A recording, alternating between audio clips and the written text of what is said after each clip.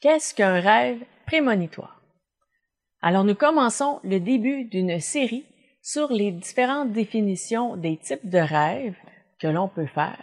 Et dans cette première vidéo, ce que l'on voit ensemble, c'est les rêves prémonitoires. Alors, la définition de prémonitoire selon le dictionnaire Le Larousse, c'est avertissement d'origine inexplicable, mais qui s'impose à la conscience d'un événement à venir.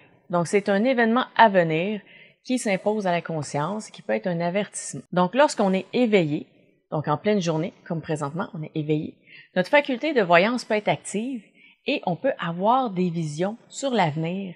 Lorsqu'on est éveillé, on peut voir des images, sinon on va avoir des ressentis, des impressions, des intuitions. Mais pour ce qui s'agit du rêve prémonitoire, c'est un peu la même chose, mais dans ce contexte-là, on va être en train de rêver. Alors, il y a 3 sortes de rêves prémonitoires. Les rêves prémonitoires au sens littéral, donc prémonitoire pur et dur. Il y a le rêve symbolique et il y a le rêve métaphorique. Le premier présente la scène telle qu'elle va réellement se produire. Alors, on voit les objets tels quels, ils sont pas modifiés. On voit les gens comme ils sont, ils ne sont pas différents, ce sont les mêmes personnes. Tout est identique. Tout est semblable au monde réel tel qu'on le connaît. Puis, dans ce contexte, dans ce décor, une scène en particulier se produit et c'est en fait la représentation de ce qui va se produire dans l'avenir. Alors, le second rêve prémonitoire, c'est le rêve symbolique. Cette fois, il va y avoir des éléments clés, un peu comme dans un rêve symbolique. Ça, le rêve symbolique, on va voir la définition dans une autre vidéo plus tard, donc passez celle-ci, peu importe la date. En date d'aujourd'hui, la vidéo sur les rêves symboliques et les rêves métaphoriques n'est pas encore faite, mais elle va arriver plus tard, donc vous pourrez vérifier dans la playlist si elle est là au moment où vous regarderez cette vidéo. Alors, dans le rêve prémonitoire symbolique, par exemple, je vais donner un exemple, si on voit des clés. Alors, c'est possible que les clés, ce soit le symbole, mais que tout le reste, ce ne soit que du contexte, pour nous donner une idée, par exemple, du domaine où le symbole des clés va s'appliquer. Mais les clés, elles, restent un symbole fort qui est important face à ce qui sera vécu dans l'avenir. Donc, on pourrait rêver à des clés, et ça pourrait être les clés de notre futur appartement, de notre future maison. Et donc, la clé, ça va être la même, on va vraiment la voir, mais tout le reste, ça va être un contexte, une idée, une impression. Et c'est vraiment la clé en tant que telle qui va être le symbole majeur de notre rêve prémonitoire. Le troisième type de rêve, c'est le rêve prémonitoire métaphorique. Alors maintenant, il n'y a pas de symbole, les gens ne sont pas nécessairement exactement les mêmes personnes qu'on connaît.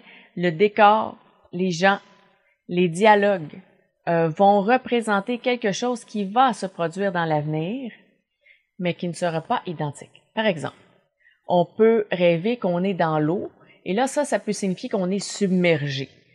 Et si on est dans l'eau, par exemple, avec ses collègues, on risque d'être submergé dans l'avenir au travail.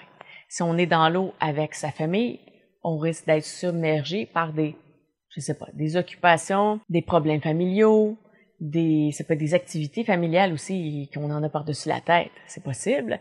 Donc, la métaphore, c'est l'eau, et être dans l'eau, être submergé, c'est la métaphore, et ce qu'il y a dedans, ça va représenter de quoi ça parle exactement. C'est beaucoup plus facile de réaliser qu'on a fait un rêve prémonitoire quand le rêve est très près de la réalité, quand ça se ressemble vraiment, les gens sont là, on les reconnaît, on connaît les lieux, c'est facile de dire « Oh, je pense que j'ai fait un rêve prémonitoire et il pourrait se passer tel truc ».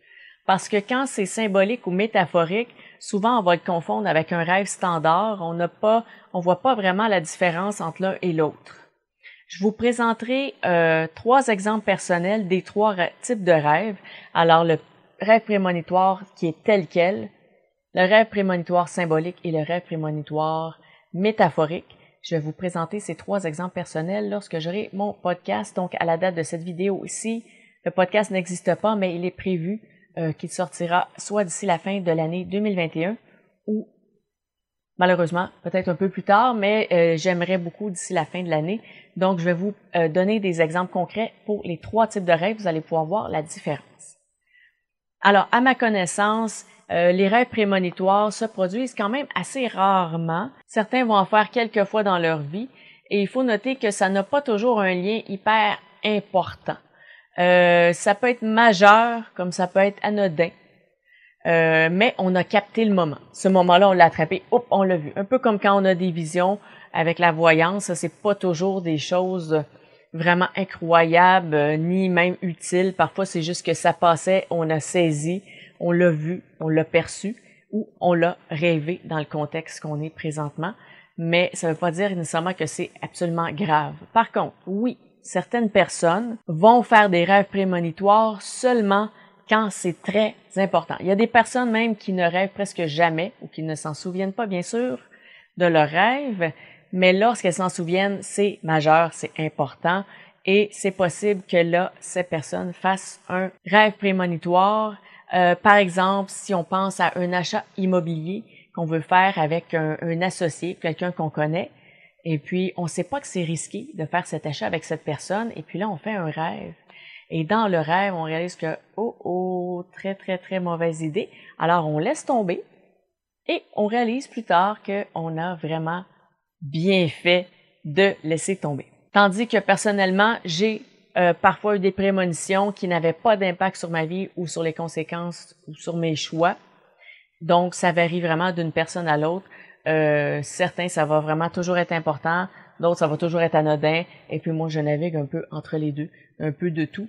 Donc, voilà pour ça. Alors, si vous avez des questions, des commentaires, vous voulez plus de détails, vous voulez en savoir plus sur les rêves prémonitoires, eh bien, laissez-moi vos questions au bas de la vidéo.